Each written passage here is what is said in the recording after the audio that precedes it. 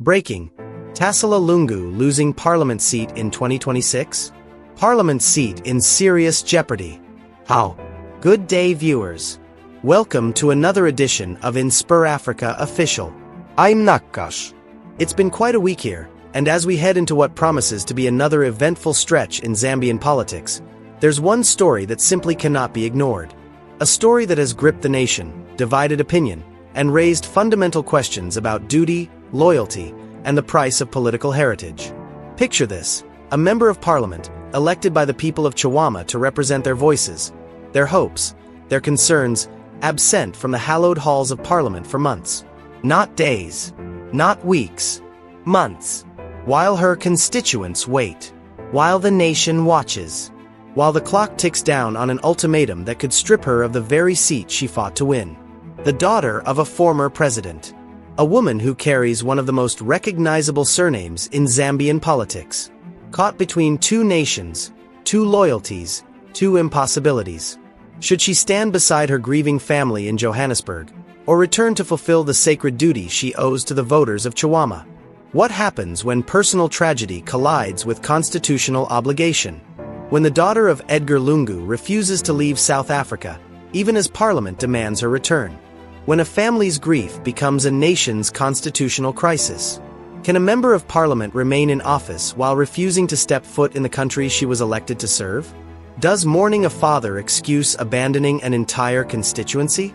And what of the people of Chihuahua? Do they not deserve representation, even in times of tragedy? The questions pile higher than the Mulungushi River during flood season. But here's the one that matters most. Will Tasila Lungu lose her parliamentary seat before she ever gets the chance to contest the 2026 elections? And if so, how did we get here? The revelation came to light in the most unexpected of venues, not in parliament, not in a press conference, but in a South African courtroom, thousands of kilometers from Lusaka.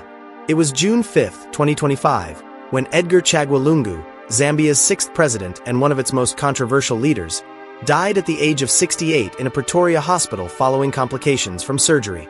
What should have been a solemn period of national mourning quickly descended into a bitter dispute that would entangle governments, courts, and families across two nations. The Zambian government, led by President Hakainde Hichilema, Lungu's longtime political rival, planned a state funeral. It was to be held in Lusaka, with Lungu's body buried at the presidential cemetery alongside other heads of state. 7 days of national mourning were declared. Flags flew at half-mast. The nation prepared to say goodbye. But the Lungu family had other plans. Tasila Lungu, serving as member of parliament for Chihuahua constituency since her election in 2021, stood with her mother Esther and siblings in South Africa. Together, they refused to allow the body to be repatriated. Edgar Lungu had left explicit instructions, they claimed. President Hichilema was not to attend his funeral, not to receive his body, not to be anywhere near his final farewell. By June 20th, the family announced Edgar Lungu would be buried in South Africa. The Zambian government scrambled to respond. On June 25th, just hours before a private funeral service was set to begin in Johannesburg, the Pretoria High Court issued a dramatic last-minute order halting the burial. The Zambian government, through Attorney General Mulalo Kabesha, had filed for an urgent injunction. The battle lines were drawn. Legal proceedings dragged on. Edgar Lungu's body remained in limbo, neither buried in South Africa nor returned to Zambia.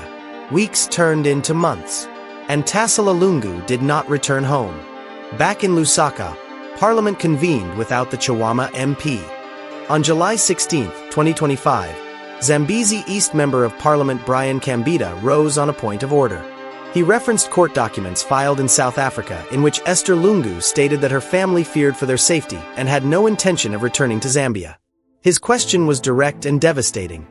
Should a member of parliament who has no intention of returning to the country continue to be recognized as an MP?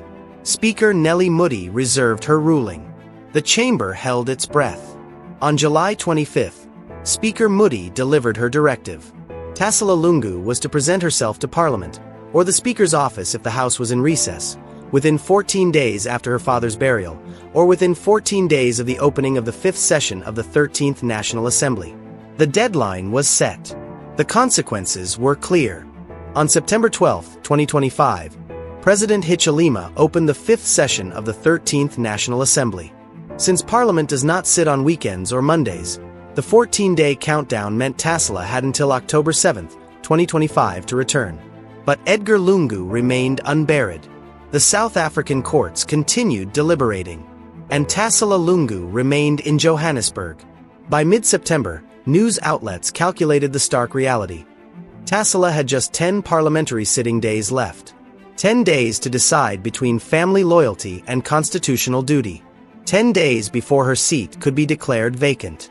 The people of Chihuahua watched and waited. Would their MP return? Or would they need to find new representation? The most revealing testimony came not from Zambia, but from the records of the Pretoria High Court, where the Lungu family's legal battle played out in stark detail. Makibi Zulu, Eastern Province Minister under Edgar Lungu and now family spokesperson, stood before journalists outside the courthouse and painted a picture of betrayal. His words cut through the diplomatic niceties like a knife. This is an opportunity for us to tell a story, a great story of President Edgar Chagwa Lungu, how that he lived as a president, served the nation as a president, and thereafter he was a person that was betrayed by the system, cast aside by the system. He continued, his voice rising with emotion.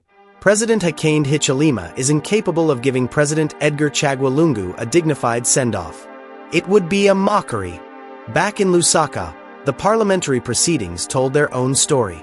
When Speaker Nellie Moody rose to deliver her ruling on July 25, her words were measured, deliberate, threading a needle between compassion and constitutional duty. Honorable members, the issue the point of order raises is whether a member who is outside the country has no intention of returning should continue to be recognized as a member of parliament. She paused, allowing the gravity to settle over the chamber. In this regard, I direct in absentia Ms. T. Lungu, MP, to present herself to either my office, if the House will be on recess, or the House within 14 days after the burial of her late father, or within 14 days of the opening of the fifth session of the 13th National Assembly. The Speaker acknowledged what everyone in the room understood. The question of Ms. Lungu's continued recognition as a member of Parliament will be addressed at a later date, depending on her adherence to the directive. But not everyone agreed with the Speaker's approach.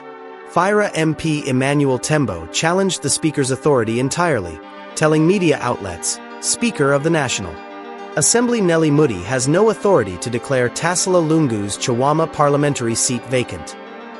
His argument, only a parliamentary committee, not the Speaker alone, could declare a seat vacant. Lawyer Jonas Zimba went further, criticizing the entire process.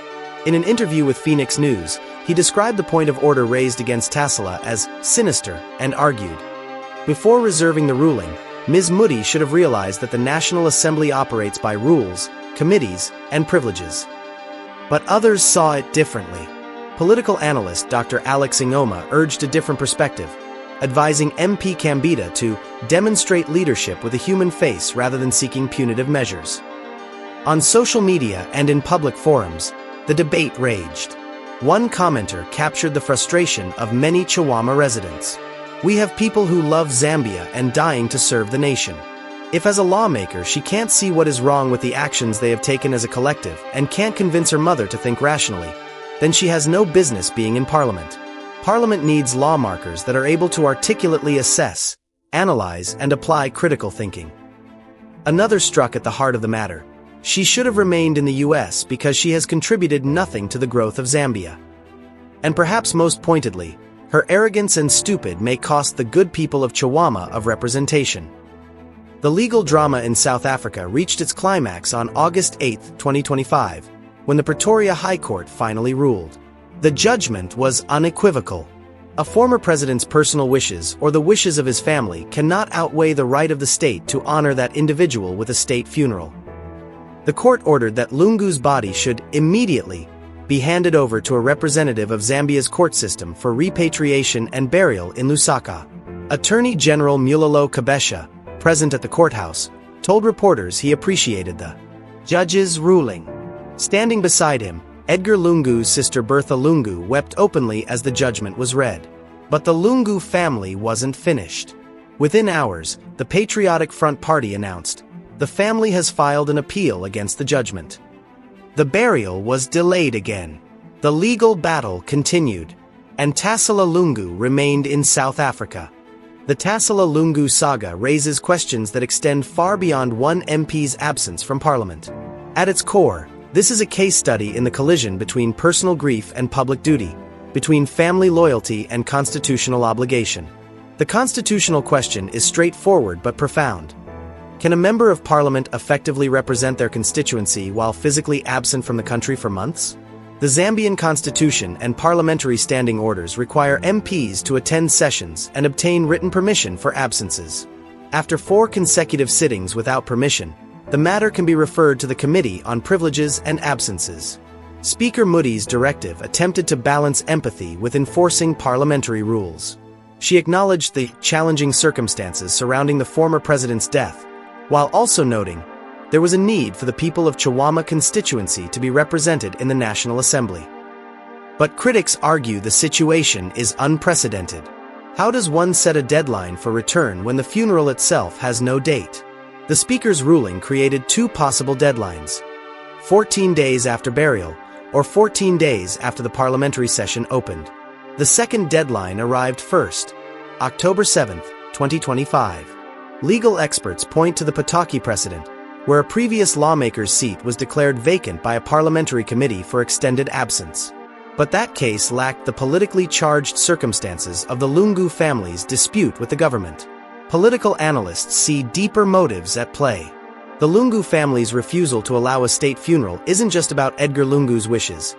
It's a continuation of the bitter political warfare between Lungu and Hichilema that defined Zambian politics for a decade. That history is crucial context.